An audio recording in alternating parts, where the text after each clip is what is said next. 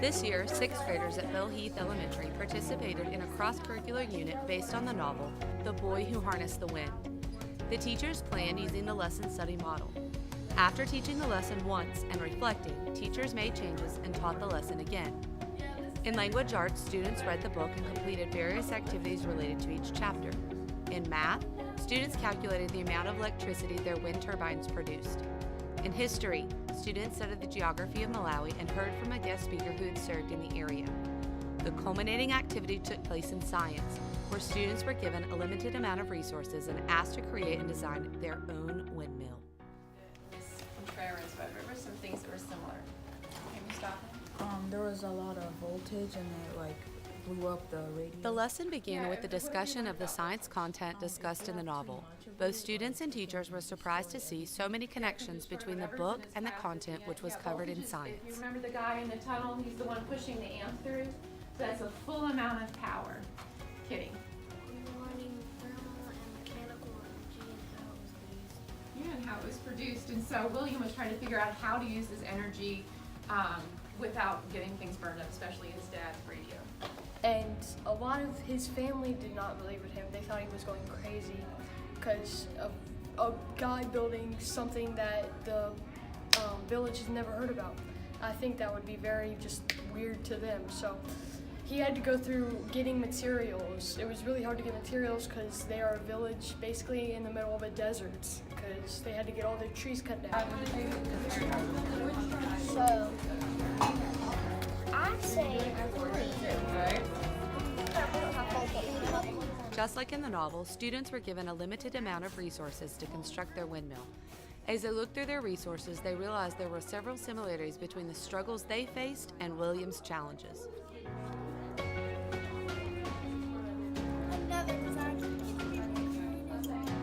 the similarities were we both were limited supplies, but he had more because he had a junkyard to go to, and we were only given like a little basket with tape, string, and a paper cup and some tapes, and that's basically all we had, and he had a lot more than that.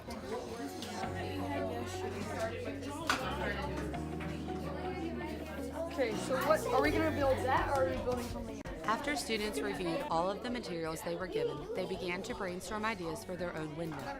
One neat thing the teachers noticed was that each group, although they were given the same materials, came up with their own unique designs.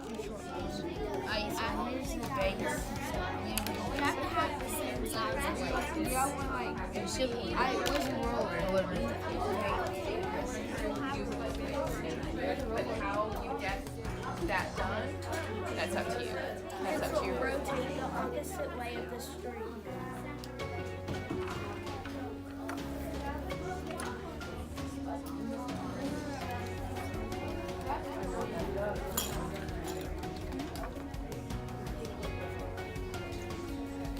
So if we have 4 marks here, that would be like...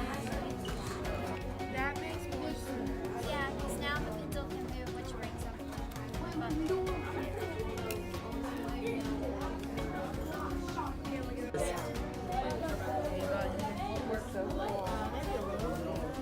As students worked, they learned not only through their successes, but also through their failures. It was hard to keep the pencil balanced between the tape and the paper because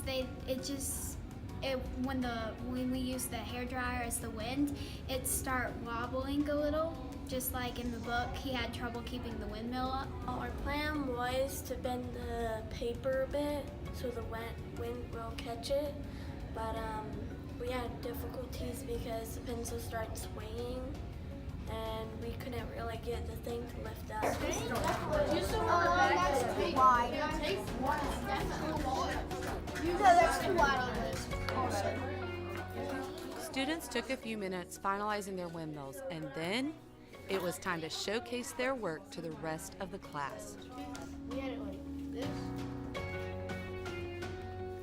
Yeah, like this first one. It would. At the end of the first lesson, whether their windmill worked or didn't work, all students seemed engaged and enjoyed the lesson.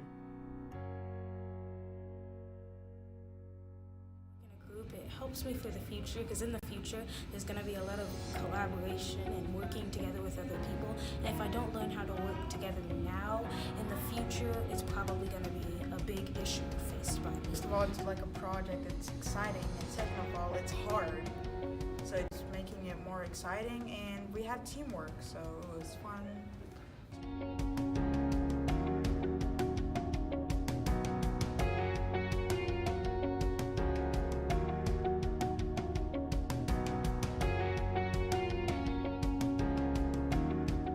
Afterwards, teachers got together and discussed what worked and what didn't work, and made changes for the next lesson.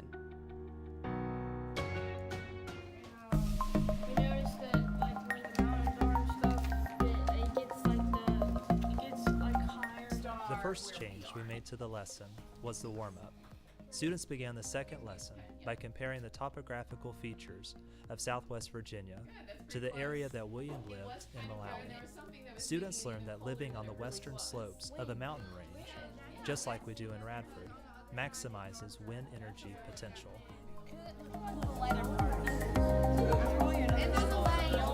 Students were then given books to research wind energy. This helped students relate to William, who had access to a small library, but not the internet.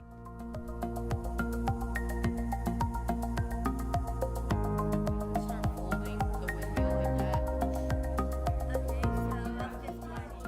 He didn't have like the computer and stuff. He didn't have internet to look up things from Google, internet like that.